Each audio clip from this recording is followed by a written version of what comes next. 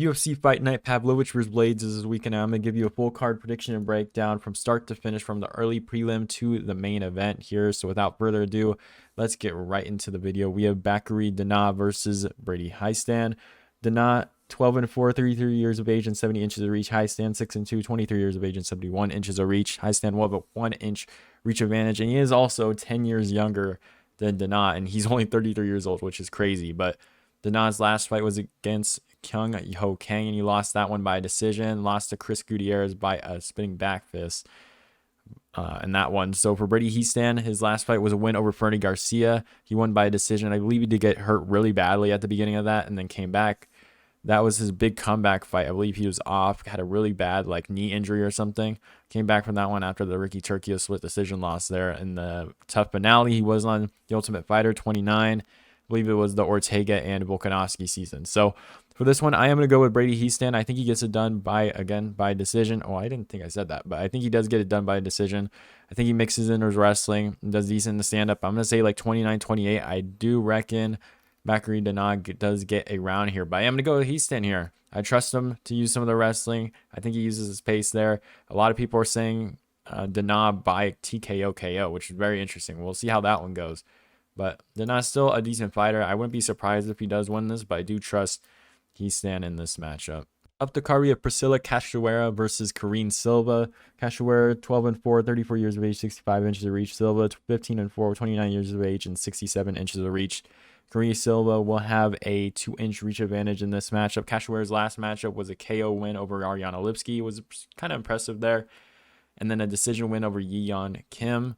Karine Silva beat Poliana Botelho by submission. Very good submission win there. And then on Contender Series beat Kihui Yan. I don't know how you say that name at all, but I am going to go with Karine Silva here. Priscila Cachoeira just finds herself in submissions. Most of her losses, or at least half of her losses, have been by submission in the first round, second round, and then 2 other ones by decision. I believe her UFC losses have been by a submission, I believe. Oh wait, no, she's been in the UFC for a while. I completely forgot about that. But so yeah, all of her losses were in the UFC. She lost to Molly McCann, which is kind of crazy. But yeah, I do think Karine Silva gets this one done. I think she gets it to the ground, and I think she ends up just subbing Priscila Cachoeira. This one could go to a decision. If it does stay on the feet, I am a little worried for Silva, that Cachoeira may catch her, because she does kind of just run in there and just start scrapping like a crazy person. So we'll see how this one goes, but I do trust Karine Silva to either win this by decision or by submission. But I would probably say submission, most likely, just like Tapology says. But again, some of these women's fights are coin flips, so we'll see how this one goes. Up the card, we have Francis Marshall versus William Gomis.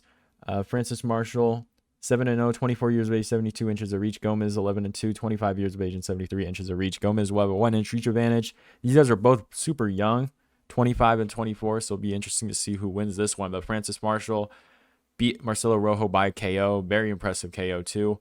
Caught him right on the chin. He beat Connor Matthews on the Contender Series by a decision. Looked decent there.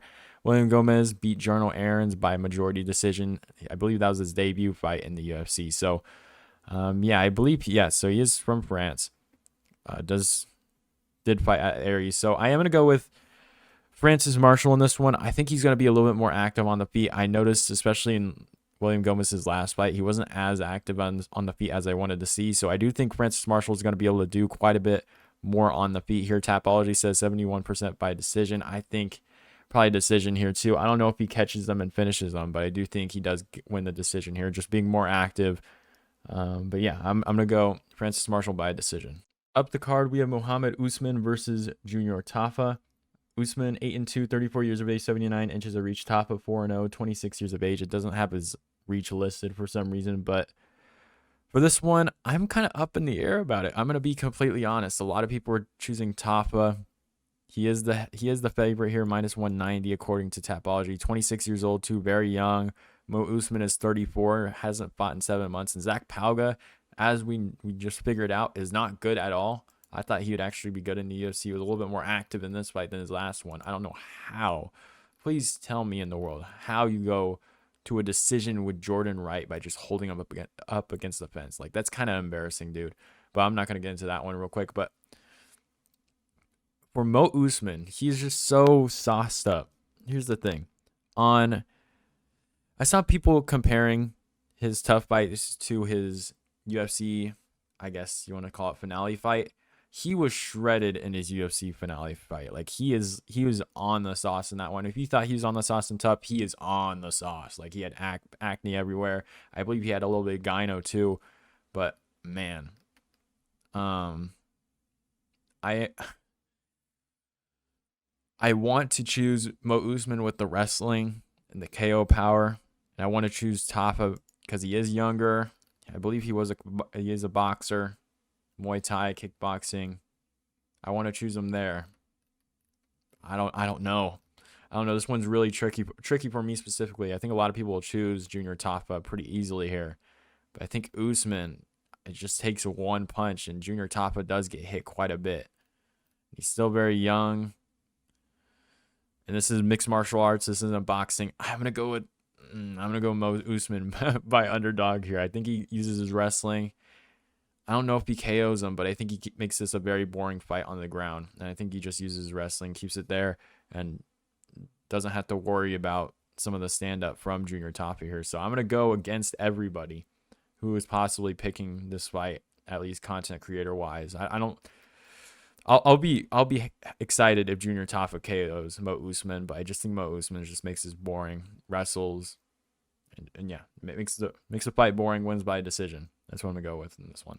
Up the card, we have Karol Rosa versus Norma Dumont. We have Rosa 16-4, 28 years of age, 67.5 inches of reach. Dumont 8-2, 32 years of age and 67 inches of reach.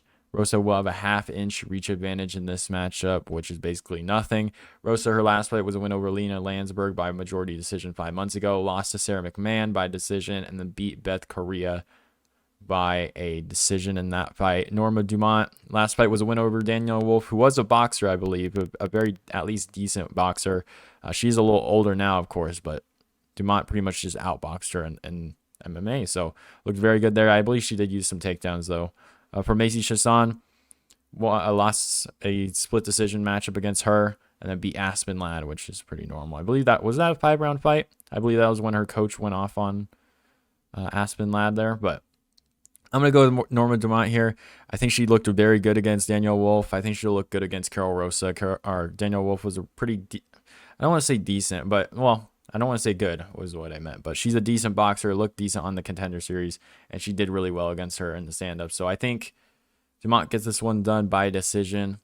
I think it's probably correct here. So we'll see how this one goes. This is at 145. I think Rosa is a 135er. I may be incorrect here, but I believe she is a 135. Her last fight was at 135, so she is moving up in weight here. We'll see how she looks, but I do trust Norma Dumont here in this matchup to win by decision. Up the card, we have Rani Yahya versus Montel Jackson. Yahya, 28-10, 38 years of age, 68 inches of reach. Jackson, 12-2, 30 years of age and 75.5 inches of reach. I believe, wow, that's a very big reach advantage. I was like looking at it for a second. I'm like, I'm going to have to do some subtraction here. But honestly, this is a massive reach advantage, 7.5 inches of reach here. I am going to go with Montel Jackson. Rani Yahya is not that good. He's almost what? He's 38.5 years of age. Last fight was a year and 4 months ago. He did beat Kangyo Kang, so it is decent win, I guess. I don't know. Beat Ray Rodriguez by submission. Drew with Enrique Barzola. Lost to Ricky Simone, which is a good fighter. But Montel Jackson beat Julio Arce 4 months ago by decision. Beat JP Bays by decision, which is kind of, you might argue you probably should have finished him, but then beat Jesse Schrader by KO in that one too. So I'm going to go with Montel Jackson, way younger fighter, only 31 years old pretty much. Higher reach advantage here. Tap ball 12% for Rani Yahya, really. But Tapology has it pretty much 50-50 on whether it's KO by decision. I kind of agree with that too. I do think he does catch Rani Yahya. Rani Yahya is a little older. Again, coming back from an injury, he was supposed to fight Cody Garbrandt a couple times. I think the last one was Cody Garbrandt's fault, but again, Yahya was getting injured, and he is a lot older now. Last fight a year and a half ago. I'm going to go Montel Jackson, either by decision or KO. I'm going to lean late TKO in this matchup, though. Up the card, we have Ricky Glenn versus Christgos Giagos. Sorry. Glenn, 22-6, 34 years of age, 70.5 inches of reach. Giagos, 19-10, 33 years of age, 71.5 inches of reach. Giagos will have a 1-inch reach advantage. Ricky Glenn's last fight was a year and a half ago against Grant Dawson. Drew. Wait, did he draw in that matchup? Let me check real quick. I don't remember how that one went. Yeah, it was a majority draw in that one. I believe he did get 10-8 in the last round because I think Grant Dawson gassed it a little bit now that I'm remembering.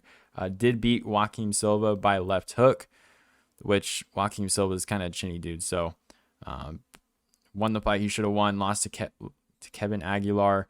Beat Dennis Bermudez by split decision. Christgos Giagos, last couple fights 9 months ago, was a loss against Thiago Moises, which a guy who's pretty much a top 15 guy. I like Thiago Moises. He's a very good fighter. Arman Sarukian, possibly top 5, maybe in a year, if not top 7. I believe he was ranked number 7 or 6 or something like that. Arman Sarukian won by KO. Looked super impressive there, but beat Sean Serrano by Darshok and then lost to Carlton Minus. So Christos Giagos has fought some really good fighters and lost to them, so I guess he has that there. They're both similar in age. Christos Giagos will have a 1-inch reach advantage here, but I think I'm going to go Ricky Glenn. I'm not super confident in it, but I do think he gets it done by decision. 75% for decision for Tapology here. I don't know. I wouldn't mind picking Giagos here, but I do trust Glenn a little bit more on the feet. And yeah, that's what I have for this one. Not super confident in it, though. Minus 200 favorite here. Yeah, I'm going to go Glenn. Up the card, we have Jeremiah Wells versus Matthew Semelsberger. We have Wells, 11-2, 36 years of age, 74 inches of reach. Semelsberger, 11-4, 30 years of age and 75 inches of reach. Semelsberger will have a 1-inch reach advantage in this matchup. Jeremiah Wells' his last couple matchups were against Court McGee. He won by KO, which was super impressive. Left hook 8 months ago, though. Beat Blood Diamond, which is pretty normal. He won that one by submission and then beat Worley Alves by KO. So he has some pretty good wins in the UFC. Matthew Semelsberger just beat Jake Matthews, which is a pretty good win, or at least it looked like it. Jake Matthews was doing really good and pretty much broke down Andre Fialho, who I thought was pretty decent, but he pretty much outclassed him and just beat him up there. And then Semelsberger did the same thing to frickin' Jake Matthews, and that was even more impressive. So lost to Alex Morono, which is kind of iffy loss to have, let's be real. I guess Morono was kind of winning against Ponzinibbio before he did get KO'd, so take that with what you will. He beat AJ Fletcher, looked super impressive there.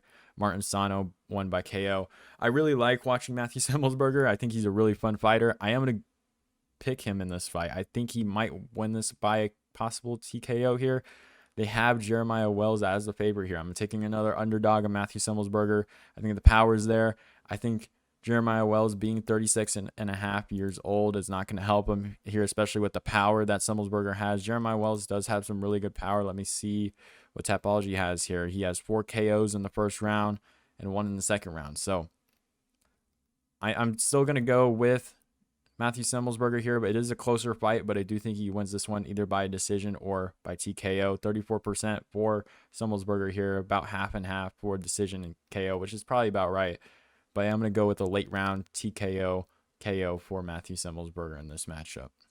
Up the card in our next matchup, I think it's the second matchup on the main card. We have Iasmin Lucindo versus Brogan Walker. Lucindo, 13-5, 21 years of age, 66 inches of reach. Walker, 7-3, 33 years of age, 67 inches of reach. Walker will have a 1-inch reach advantage in this matchup.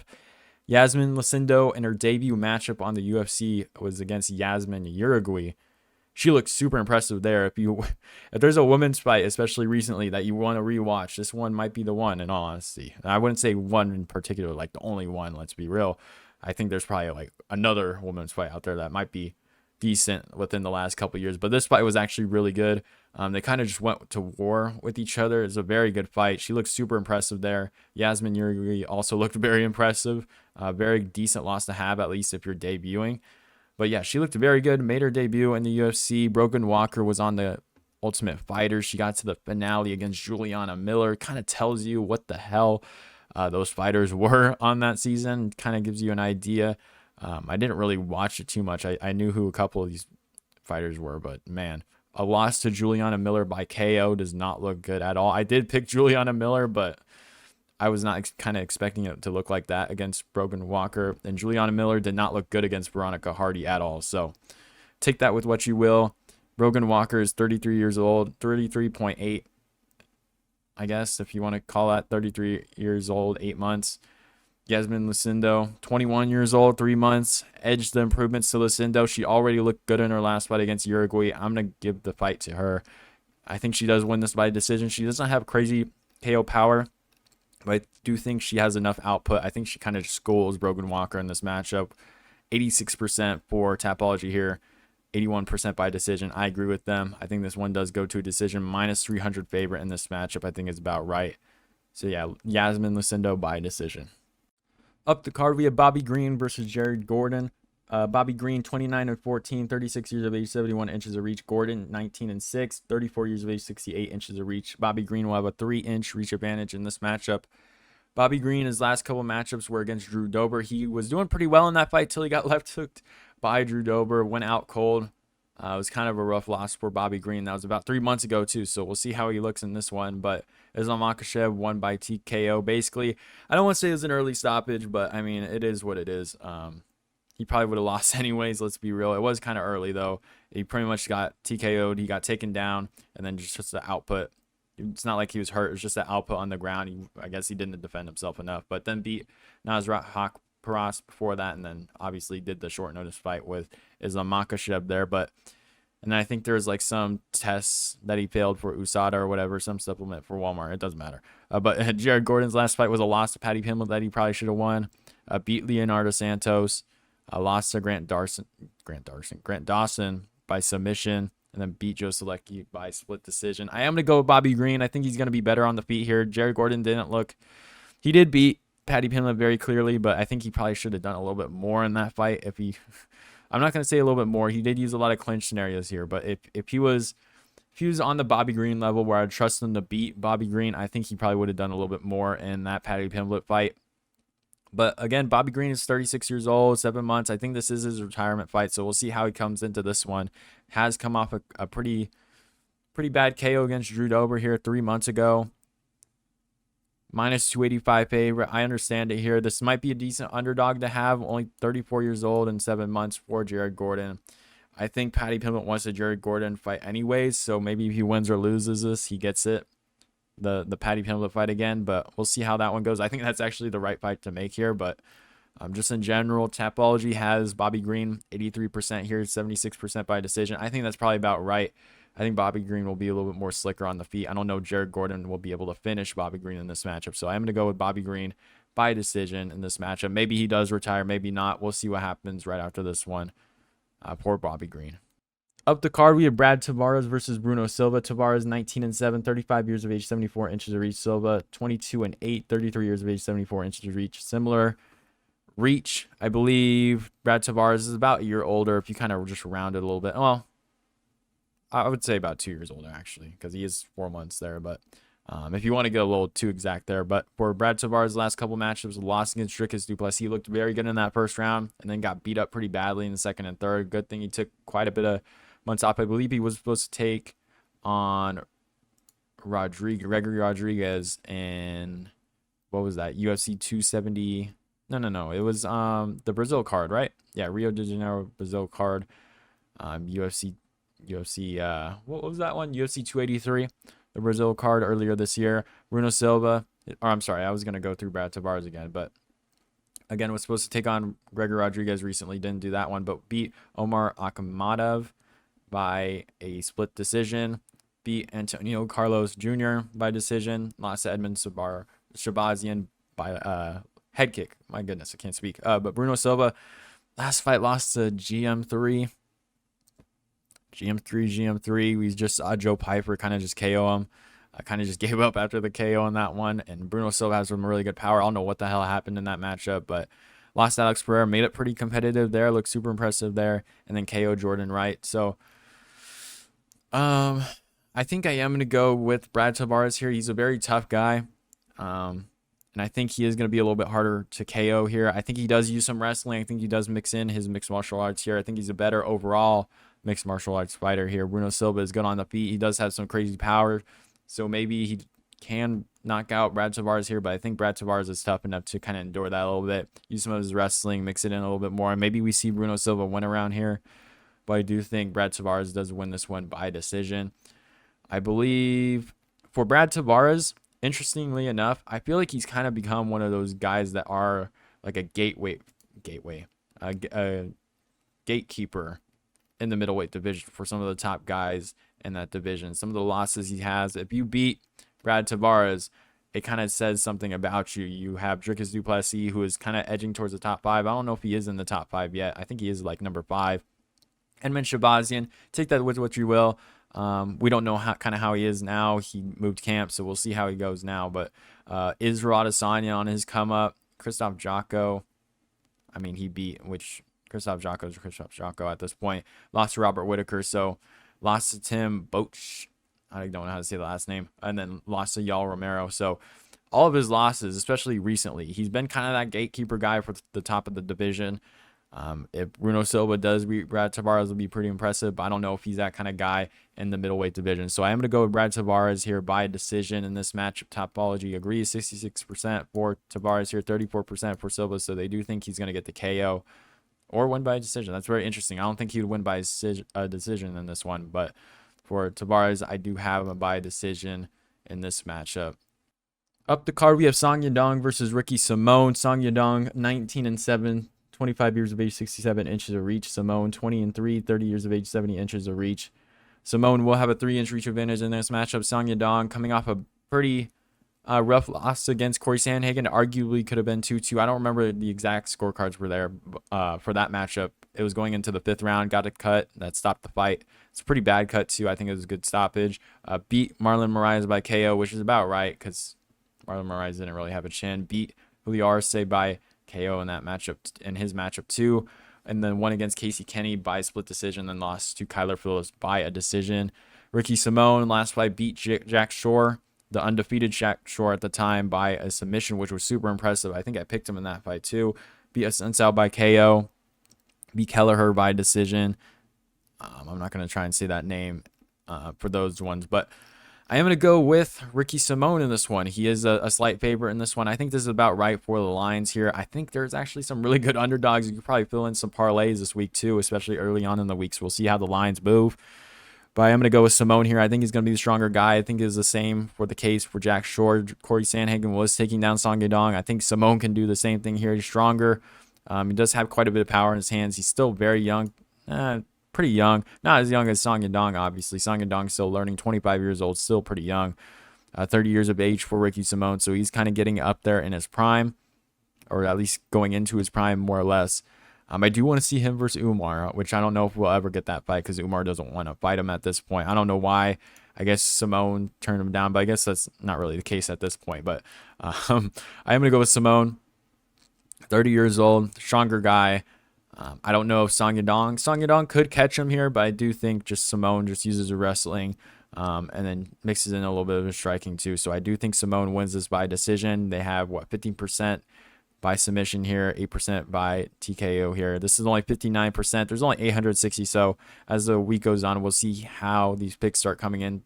But I am going to go with Simón for this one. I think he does get it done by decision in this one too. Up the card to our main event, we have Sergei Pavlovich versus Curtis Blaydes. Pavlovich, 17-1, 30 years of age, 84 inches of reach. Blaydes, 17-3, 32 years of age, and 80 inches of reach. Pavlovich will have a 4-inch reach advantage in this matchup with a massive 84-inch reach, which is crazy. He is the slight underdog here in this matchup. Sergei Pavlovich in his last couple matchups beat Tai Tuivasa relatively quickly, beat Derek Lewis very quickly as well, beat Shamil Abdurakhimov pretty quickly, beat Maurice Green pretty quickly. I mean, he's had some crazy KOs all in the first round. Let me see how many exactly here. We got 5 in a row by KO and then lost to Alistair Overeem. We'll go over that in a second. But Curtis Blaydes, his last couple matchups, one against Talon Aspinall by knee injury. Pretty much, I think that fight probably would have gotten someone like a title shot, maybe, if that fight didn't end in an injury. But that was just one of the years in 2022. Main event pullouts and injuries in the main event, which is pretty sad. But one against Christgos by KO, which is what you should do. Beat Jairzinho Rosenstrike by decision on the ground. Not on the ground, but he did use quite a bit of wrestling in that matchup. But for this one, I am going to go with, I've kind of flip-flopped a little bit. I think on my early prediction, I said Sergei Pavlovich. I was thinking before this Curtis Blaydes, but I think I'm going to go back to Sergei Pavlovich. What kind of annoyed me is that Pavlovich is being picked majority majoritarily being picked mostly by the Tapology users, which is kind of annoying. I was gonna be a little sneaky with this one, you know, because I do have quite a few underdogs on this card, but I am gonna go with Pavlovich. I don't trust Curtis Blaydes, and I think if you're gonna use that Overeem fight 5 years ago, obviously we haven't really seen too many takedowns being done against Sergei Pavlovich since that fight, or at least at all. And that was what, 5 years ago, and he got taken down there. I don't know. I'm kind of hoping that Sergei Pavlovich would definitely at least work on his wrestling or his defensive wrestling. I know he's a sambo guy, I'm pretty sure. But yeah, I trust Pavlovich here. I don't trust Blaydes. I don't trust that Blaydes will do the right thing. I don't know if there's really any, or at least too much finishing ability on the ground. He is a very good wrestler, but only has one win by submission here.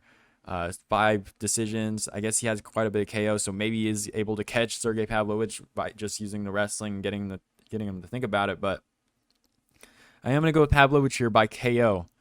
I think Curtis Blaydes, his 3 losses were all by KO to some of the best KO punchers in the game. Well, you have Derek Lewis by uppercut, which was absolutely brutal.